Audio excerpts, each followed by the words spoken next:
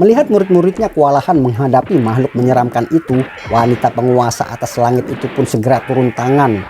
Dengan ajan selendang sutra ungu muter-muter, Wak Bayau membuat makhluk-makhluk itu pergi meninggalkan istananya.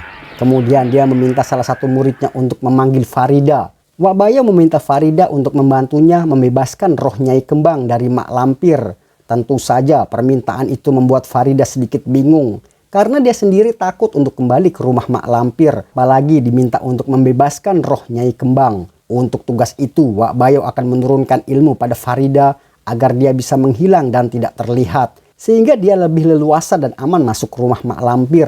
Tapi Farida tetap menolak. Siapa yang akan menolong anakku itu? Wak Bayau menjelaskan kalau sebenarnya Nyai Kembang adalah anak angkatnya. Mendengar itu, Farida makin dibuat bingung. Wak Bayau menceritakan bagaimana awal mula dulu dia bertemu dengan Nyai Kembang dan mengangkatnya menjadi anak. Dulu Nyai Kembang bernama asli Darasuta. Dia lari dari orang tuanya karena dipaksa kawin dengan pria tua yang tidak dicintainya. Karena terus memaksa, akhirnya Darasuta melompat ke jurang. Dengan kesaktian Wak Bayau, dia berhasil menyelamatkan Darasuta.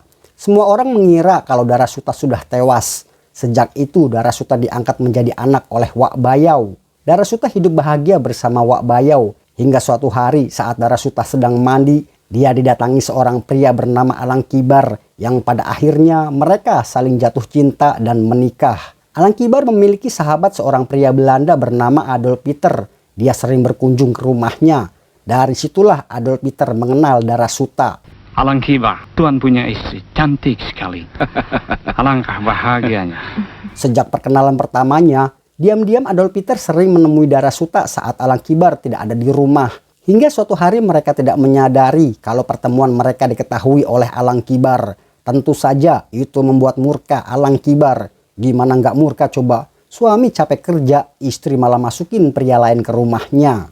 Bagi Alang Kibar, lebih baik dia membunuh istrinya itu daripada melihatnya bersama pria lain. Darasuta yang ketakutan bergegas melarikan diri kemudian bersembunyi. Alang Kibar yakin kalau istrinya pasti lari ke rumah Adolf Peter. Baru aja mau nyebat, tiba-tiba Alang Kibar datang dengan wajah garang. Mana Darasuta? Kau sembunyikan di mana dia? Karena terbakar api cemburu, Alang Kibar yang sudah emosi tingkat dewa langsung menyerang Adolf Peter.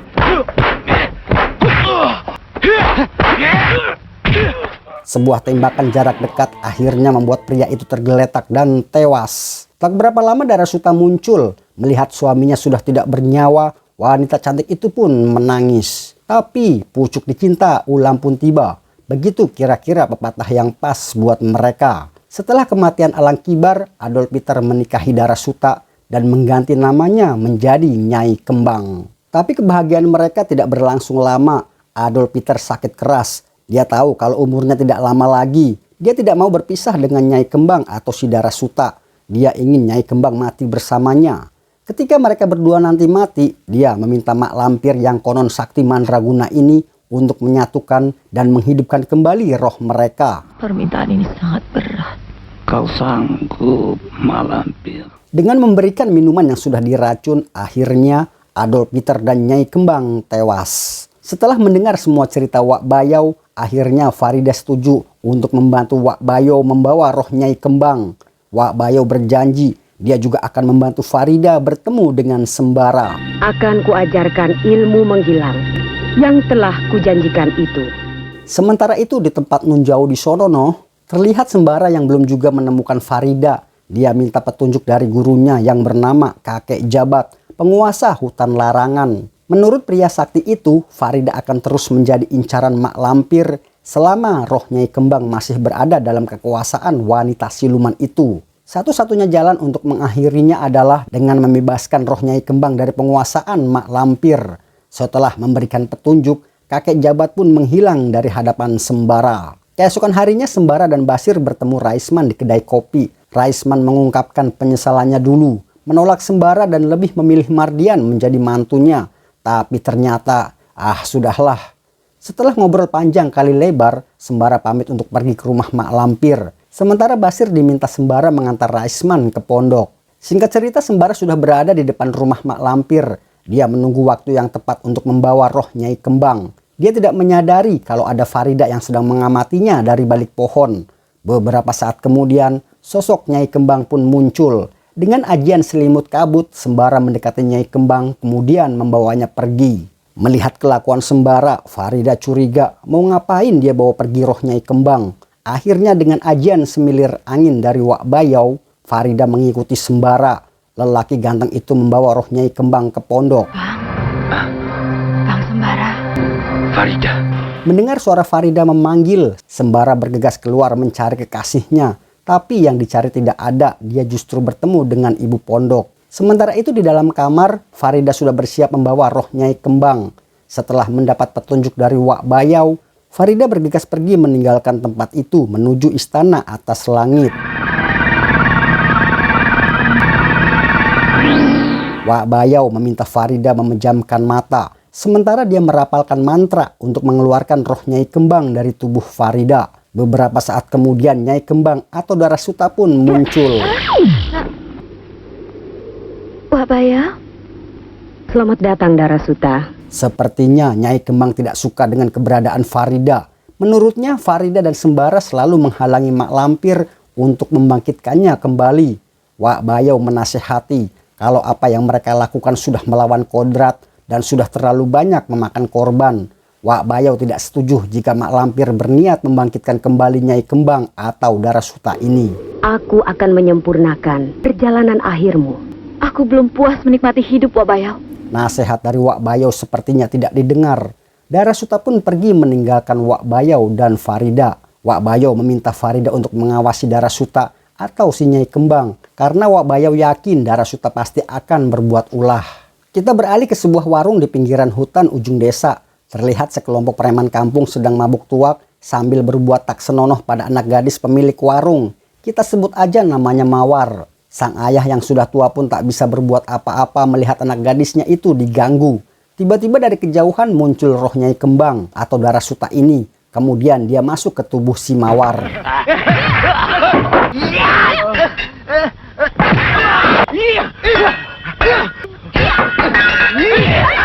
Orang tuanya pun heran melihat anak gadisnya dengan mudah mengalahkan preman kampung itu. Kemudian pergi meninggalkan kedua orang tuanya. Keesokan harinya tanpa sengaja Basir dan Sembara bertemu Farida di sebuah sungai. Sembara kemudian mengajak Farida untuk pulang karena ayahnya sudah menunggu di pondok. Basir sebenarnya tidak percaya dan sedikit curiga dengan sosok Farida yang mereka temui itu.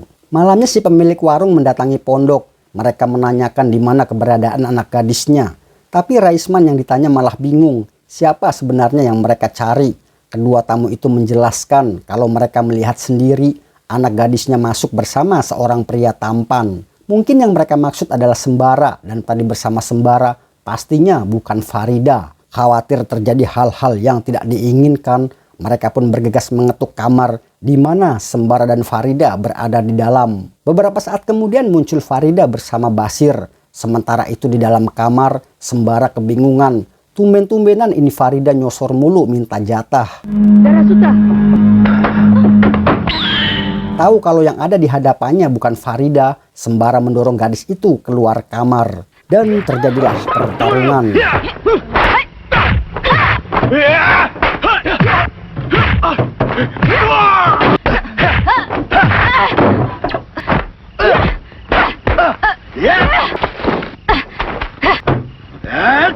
Tiba-tiba saja rohnya keluar kemudian masuk ke dalam tubuh Farida dan membawanya pergi. Sembara tahu kalau Farida pasti dibawa ke rumah Mak Lampir. Dengan ajian selimut kabut, pendekar ganteng itu pun segera menyusulnya. Sementara itu di rumah Mak Lampir terlihat mereka semua sudah berkumpul, termasuk Salihun, adik seperguruannya. Mak Lampir tidak mau usahanya kali ini gagal. Dia menyuruh mereka untuk menghadang Sembara. Bencana, bencana. Sembara berhasil masuk ke dalam rumah. Dia langsung dihadang oleh Mardian dan Adolf Peter.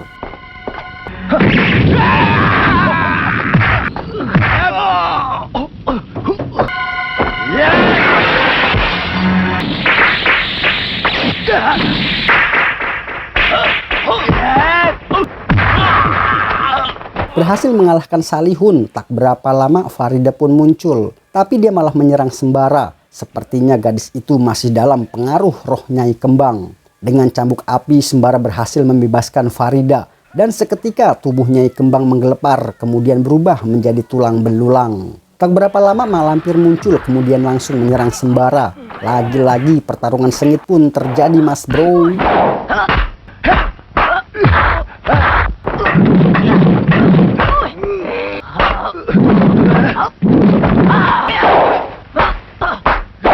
Pertarungan kedua pendekar beda generasi itu benar-benar sengit. Dengan segala ilmu kanuragan yang dimiliki, mak lampir sepertinya membuat Sembara sedikit kewalahan.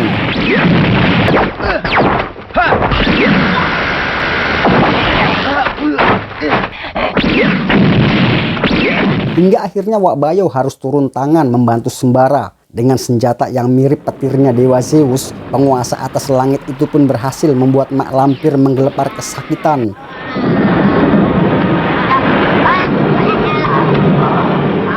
Perlahan rumah misteri milik mak lampir ikutan lenyap. Beberapa saat kemudian terdengar tawa mak lampir. Ternyata mak lampir belum mati mas bro. Kita tunggu kelanjutan ceritanya di episode Perempuan Berambut Api. Demikianlah salah satu film yang diangkat dari sandiwara radio yang begitu fenomenal di tahun 80-an. Semoga menghibur teman-teman semua dan kembali mengingat betapa indahnya saat berkumpul dengan keluarga mengikuti cerita ini walau cuma melalui radio. Sekian dari Mimin Sukimin, terima kasih sudah menonton. Jangan lupa diklik tombol subrek dan loncengnya. Tetap semangat dan tetap menjadi manusia luar biasa. Wassalam.